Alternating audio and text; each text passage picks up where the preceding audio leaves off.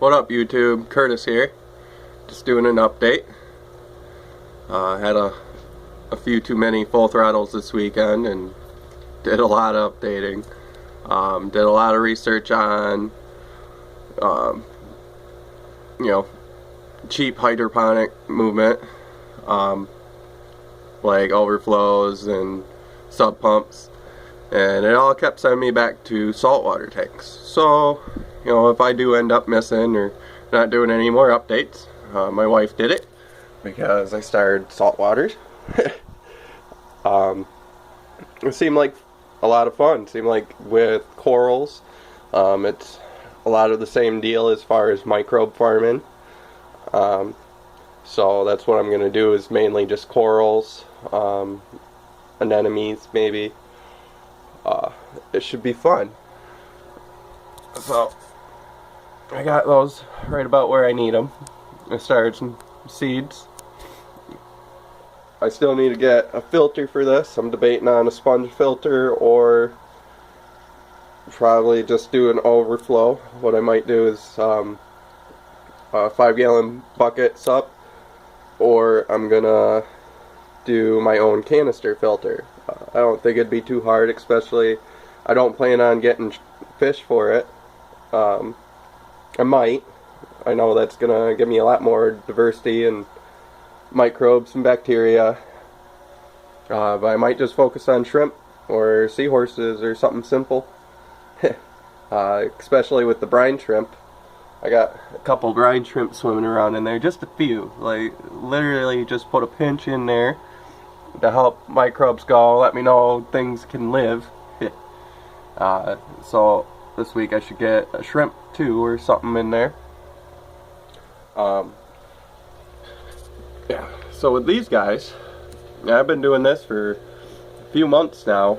I only do about once a month, or when I want to get them all out of hiding. All I take is some rice paper. I just take a little piece of it. It breaks off real easy. It's brittle. And then I take some pure honey or raw honey, but it's got to be crystallized because this helps prevent it from getting absorbed into the water too quick. And I just put a little smudge on a little piece, and it'll sink. After a few minutes, it gets soaked, and it's not going to do no expanding. It's not going to kill your shrimp. I do recommend just a small piece, because this one piece will probably last 2 or 3 days. They'll just sit there and keep pecking away at it. Really helps with color. I believe that's probably the honey giving them a lot of minerals and you know, a lot of good stuff in that. And then the rice, I don't know, good or bad, they love it. And like I said, I only do it about once a month. And that's actually all the food I ever introduced to this tank. I don't do flakes, I don't do pellets. I just threw an algae pellet in there the first time this weekend, and they were eating at it, but I hated it because after the first day it's just started rotting. I'm still trying to suck up. I got a little tube here. I just suck up the little pieces floating around of that algae pellet that are just really irritating. I did start pulling some of my algae, or my hair algae out. That's how I keep it all balanced. Basically, when you pull that hair algae out, you're actually removing a lot of nutrients and minerals. That's another way you can go without changing your tank. You gotta have your plants and all that growing, but you have to pull the algae out, because it's just gonna keep storing more and more nutrients.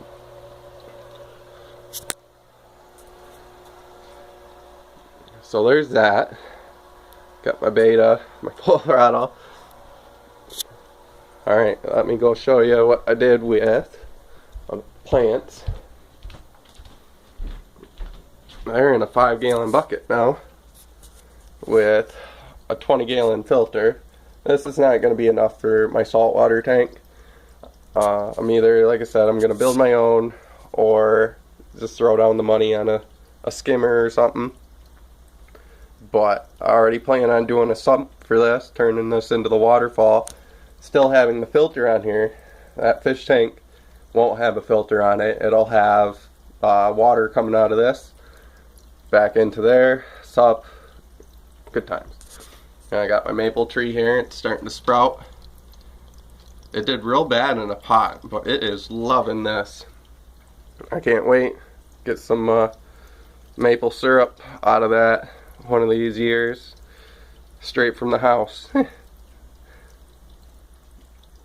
Alright, and then the pump I did have on there is just this little old pump.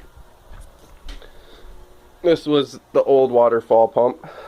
This is what might turn into the filter for my 10-gallon here, or at least the pusher. Push it through a canister filter, or I might turn a 5-gallon bucket into a sub pump type filter with an overflow, and this will be the return. But it doesn't have much push. It's just got a little bit, so we'll see what happens there. Garage sale season's upon us. I might get lucky.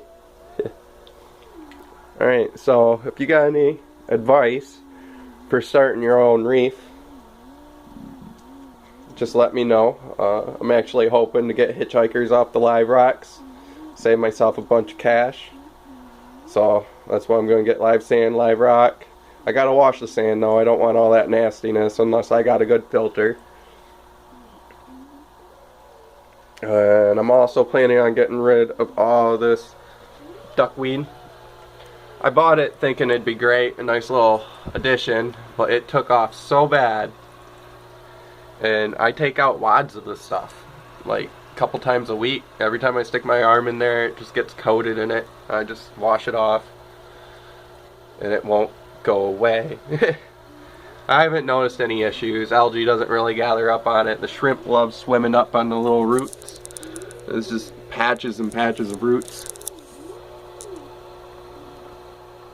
And I'll go through there and they'll just clean it all up.